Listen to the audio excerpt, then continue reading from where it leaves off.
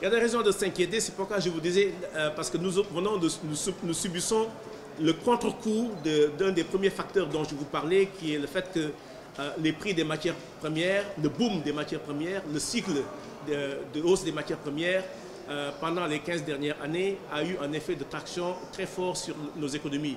Et cet effet est en train de disparaître. C'est ce contre-choc que nous sommes en train de subir. C'est pourquoi nous sommes en dessous de 3% de croissance, alors que la tendance moyenne pendant ces 15 dernières années est de 5%. C'est pourquoi, et le thème de notre débat aujourd'hui avec les économistes du PNUD, c'est comment assurer la transformation structurelle de l'économie. C'est parce que nous avons des économies qui sont structurellement transformées, pas assez transformées. Notre analyse, c'est que lorsqu'on prend en moyenne les chaînes de production, seulement 15% de la valeur reste dans nos continents.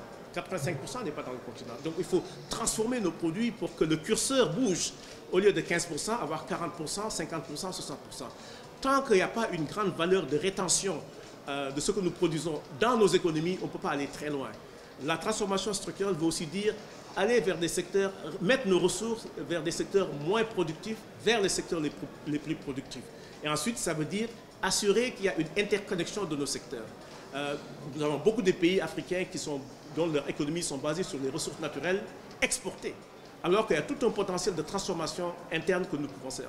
Donc voilà un peu les réflexions que nous menons, et j'ose espérer que d'ici vendredi, à la clôture de nos sessions, on aura des recommandations en termes de politique économique, mais en termes de politique économique basée sur l'économie politique.